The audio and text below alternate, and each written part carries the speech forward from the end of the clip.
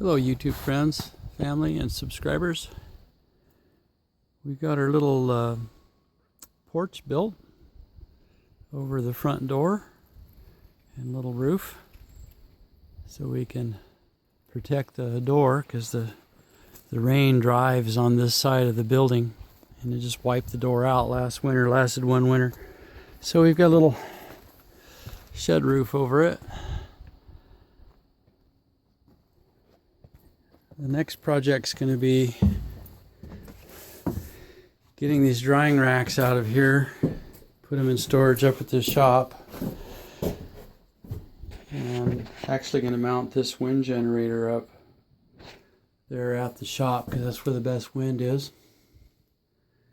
and then get all the spare parts for the solar up on the shelf. That's where the spare charge controllers and the spare inverters and all that go up there. That storage is for. And then move in all of the house plants. Come in here. I don't have any winter crops this year. I'm going to move in a pepper plant or two, and that's about it to overwinter those. But the house is just full. The dining room, my office, the library, everything is just chock full of plants. And we don't heat those rooms in the winter, and they're actually going to be warmer out here.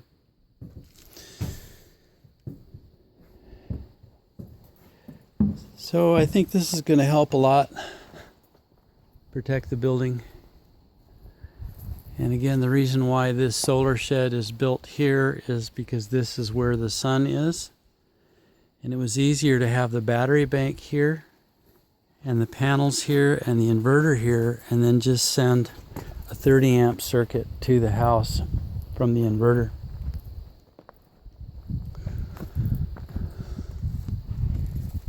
And that seems to help a lot. I also like having the batteries. There's a lot of amperage in there at 24 volts. There's capable of hundreds of amps, and that can be a pretty substantial fire even though everything's fused. It's nice to not have it in the house if you can help it. Of course, there's lots of adequate things that you can do to ensure that you don't have any issues with fire with the right ventilation and everything. But it was just easier since the solar panels had to be up here remote from the house because this is where the sun is. And it was easier to send AC, 120 volts AC to the house in a 30 amp circuit rather than trying to send the power from the solar panels to a charge controller like in a closet or something in the downstairs bedroom at the house. I thought originally I'd have the battery bank in a closet and have it vented, the charge controller and inverter and everything down there. It just didn't make sense. It was much cheaper to run a 30 amp wire AC to the house than try to run the big DC lines down there. And I thought, well, while I was at it, I'll just have a cold frame for starting plants and then start learning how to grow stuff in the wintertime. Things like maybe these salad boxes here behind. Grow a few salad boxes in there. Probably could do that. There's enough light and enough warmth to do that if I grow the right stuff. You can hear the mill running. So that's working pretty good. There's one more thing. I've come to a conclusion with the firewood. I'll have the numbers up for everybody of what the total amount of wood was. 3 more cords to stack and then I'll have the total number. I've always put max this storage out in here. This is 7 feet high in here and it's 108 cubic feet per rick. So that's easy to calculate, but I've always had wood all the way out to here plus a half a rick. And because we have hard winters.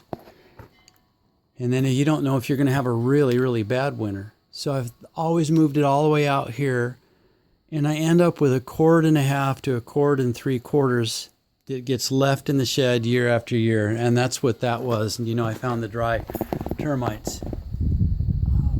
So I pulled this out. This has been in the back of the shed for 10 years. So I pulled it all out, and I'll burn it first.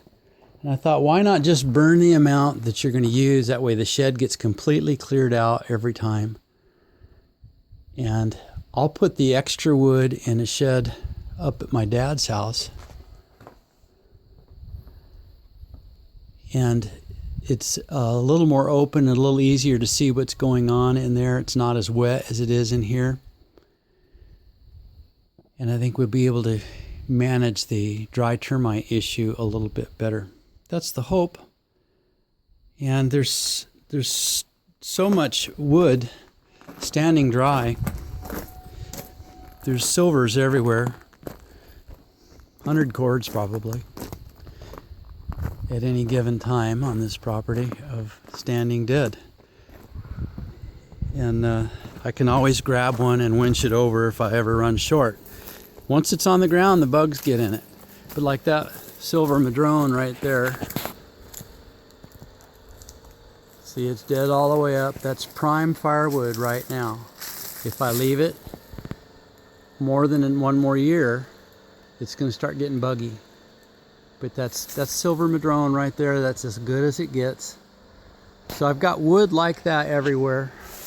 And if I run short, I can skid one of those things up. But you try to make sure you get through your snowy months, so you don't have to get any wood off the ground when it's snowing, which wasn't very much last year at all. So there's an update.